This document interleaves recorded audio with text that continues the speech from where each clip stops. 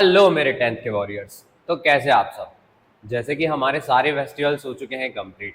दिवाली हमारी कंप्लीट हो गई है, 11 हमारी कंप्लीट हो गई है, गणेश उत्सव जा चुके हैं, नवरात्रि हमारी जा चुकी है।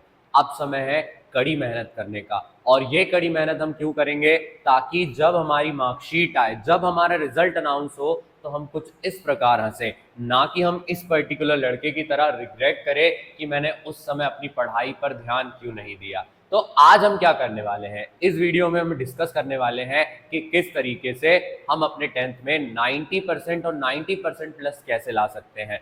वो क्या स्ट्रेटेजी होगी जो हमें लास्ट के 75 डेज में फॉलो करना पड़ेगा। तो क्या हाँ, जो 90% का टारगेट हम यहाँ सेट कर रहे हैं, जिसको हमें सिर्फ 75 डेज में कंप्लीट करना है, क्या इन 75 डेज में हम अपने 90% को ला सकते हैं?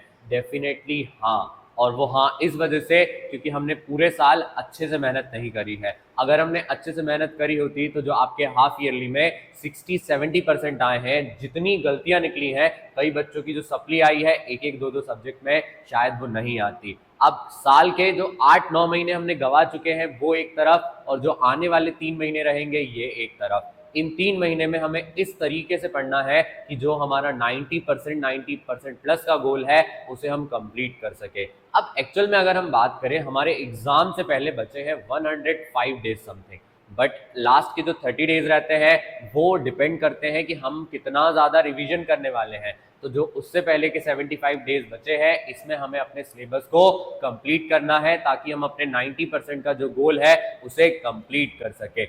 अब यहाँ पर 90% लाने के लिए हमें किन चीज़ों को ध्यान रखना है, क्योंकि हमेशा कुछ ना कुछ ऐसे पॉइंट्स रहते हैं जिन्हें आप नहीं फॉलो करते हैं, और उन्हीं मिस्टेक्स के कारण आपके जो परसेंटेज है वो गिर जाते हैं। कुछ पर्टिकुलर पॉइंट्स हैं जिन्हें हमें अपनी पढ़ाई से पहले ध्यान रखना है। क्यों ध्यान रखना है? क्योंकि इन्हीं पॉइंट्स को जो लोग फॉलो करते हैं वो 90 प्लस ले आते हैं, 85 प्लस ले आते हैं, बट आप लोग 70% या उससे कम पे रह जाते हैं।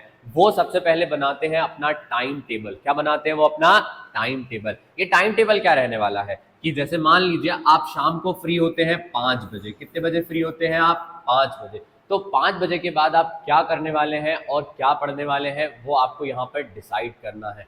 फिर आपको क्या करना है, 6 बजे आप क्या करेंगे, 7 बजे आप क्या करेंगे, 8 बजे आप क्या करेंगे, ये आपको डिसाइड करना पड़ेगा। फिर आप कब तक पढ़ने वाले हैं? रात को 1 बजे तक पढ़ने वाले हैं, रात को 2 बजे तक पढ़ने वाले हैं, रात को 3 बजे तक पढ़ने वाले हैं, ये अभी से आपको डिसाइड करना पड़ेगा। अपने हर आवर का आपको ध्यान रखना पड़ेगा। हर आधे घंटे में आपने क्या किया, उन चीज़ों को आपको यहाँ पर नोट करना पड़ेगा। तो अगर आप इन चीज़ों को फॉलो करेंगे तो डेफिनेटली आपके जो स्कोर है वो 90 के अबव आएंगे।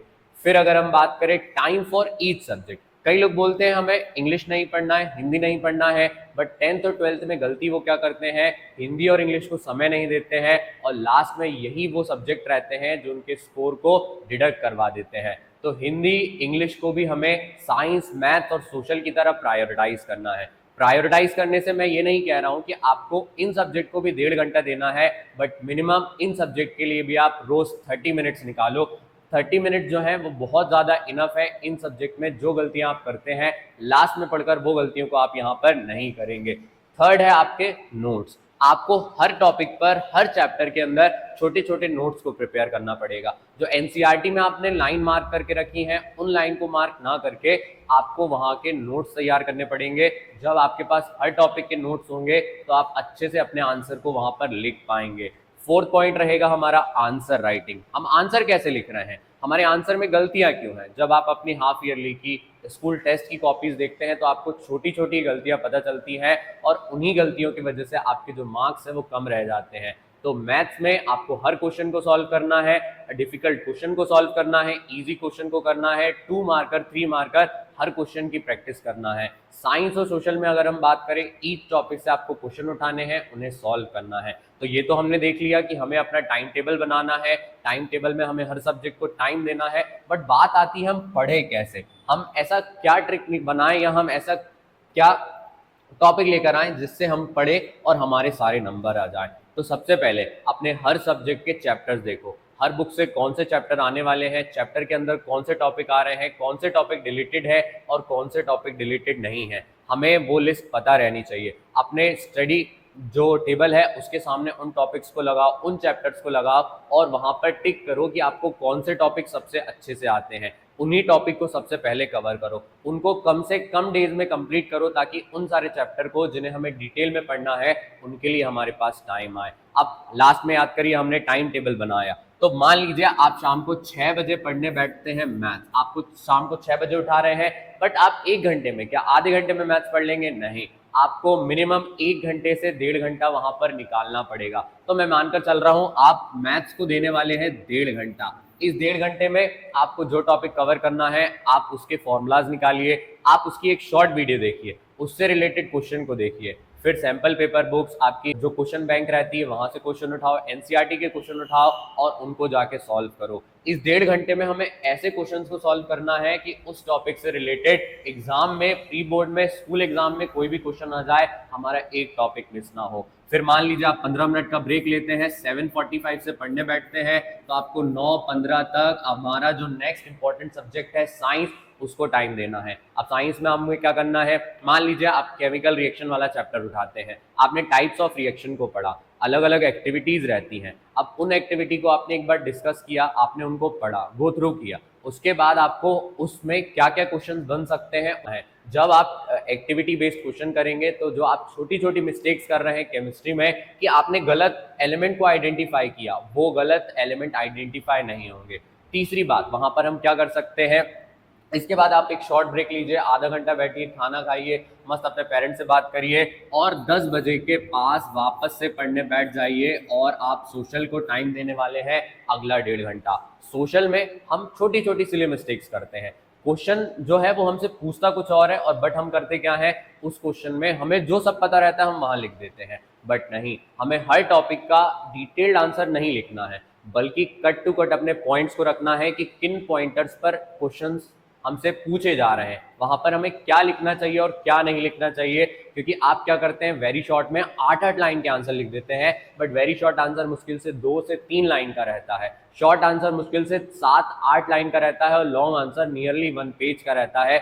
बट आप क्या करते हैं, हर सोशल के आंसर में एक पूरा पेज भर देते हैं, जो कि आपकी गलती है, आप उसको सुधारे। ज्यादा लिखने पर भी हमारे मार्क्स कट जाते हैं, वो जो चेकर कॉपी चेक करता है वो वहां पर अच्छे से नहीं करेगा। तो ये हमने अपने 3 इंपॉर्टेंट सब्जेक्ट को टाइम दे दिया। इसके बाद आप क्या करें, लास्ट के 30 मिनट्स निकालें, जो आपने पूरे दिन शाम से अभी तक पढ़ा है उसको रिवाइज करो। अगले दिन सुबह 6 बजे उठ जाओ और 6 बजे उठने से 7 बजे तक, सुबह 6 बजे से 7 बजे तक वापस से वहां पर आपको इंग्लिश, हिंदी, अगर आपने हिंदी की जगह संस्कृत लिया है, इन सब्जेक्ट को टाइम दो, क्योंकि ये हमारे स्कोरिंग सब्जेक्ट हैं। आज अगर इन्हें हम टाइम नहीं देंगे तो ये हमें मार्क्स देकर नहीं जाएंगे। तो हमें अपने टाइम टेबल को सेट करना है, हर सब्जेक्ट को कब पढ़ना है, कितना पढ़ना है, किन बुक से पढ़ना है, किन क्वेश्चंस को करना है, ये पहले से आपको रेडी रखना पड़ेगा। अगर आपने ये कर लिया तो डेफिनेटली आप यहाँ पर क्या करेंगे, इम्प्रूव। जैसा कि हमने डिस्कस किया कि हमें पढ़ना क्या है, बट हो सकता है जो टाइम मैं आपको बता रहा हूँ और जिस टाइम पे आप पढ़ना चाहें वो टोटली डिफरेंट हो सकता है।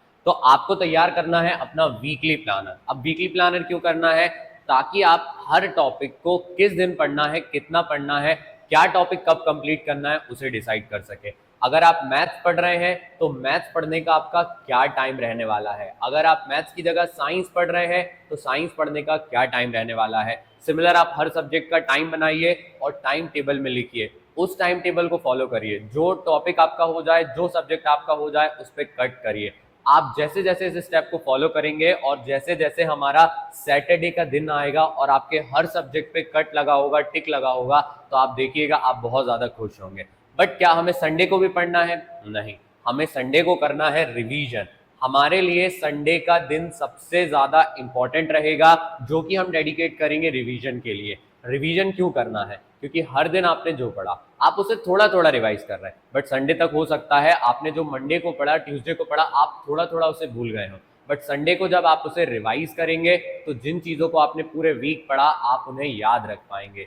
क्या ये रिवीजन सिर्फ हमें संडे को करना है? नहीं। अब मान लीजिए आप हर दिन पढ़ रहे हैं और आगे पढ़ते पढ़ते आप बहुत सारी चीजें ऐसी रहेंगी जिन्हें भूल जाएंगे, तो अपने रिवीजन को हमें हर दिन लास्ट में 30 मिनट्स निकाल कर करना है, हर दिन 30 मिनट्स देने हैं। फिर हर संडे हमें रिवीजन के लिए टाइम देना है, हमें कुछ भी नया नहीं पढ़ना है, क्योंकि अगर हम नया पढ़ेंगे तो जो पुरानी चीज़ें हमने पढ़ी है शायद उन्हें हम भूल जाएँ। तो संडे को प्रॉपर रिवीजन करिए ताकि आपको लास्ट वीक की सारी चीज़ें याद रहें। हर 15th डे पे और 30th डे पे हमें सेम प्रोसीजर को दोहराना है और वापस से पढ़ना है, क्योंकि आप डेफिनेटली लिख कर रख लीजिए कि अगर आप प्रॉपर रिवीजन करेंगे 1 हफ्ता पढ़ने के बाद, 15 दिन पढ़ने के बाद, 30 दिन पढ़ने के बाद, तो देखिएगा आप उन सारे बच्चों से बहुत ज़्यादा आगे होंगे जो 70-80% ला के रह जाएंगे और आप 90% ले आएंगे। मैं मानकर चल रहा हूँ आप इस स्ट्रेटेजी को फॉलो करेंगे। मिलते हैं अगली वीडियो में किसी नए प्लान के साथ। Thank you.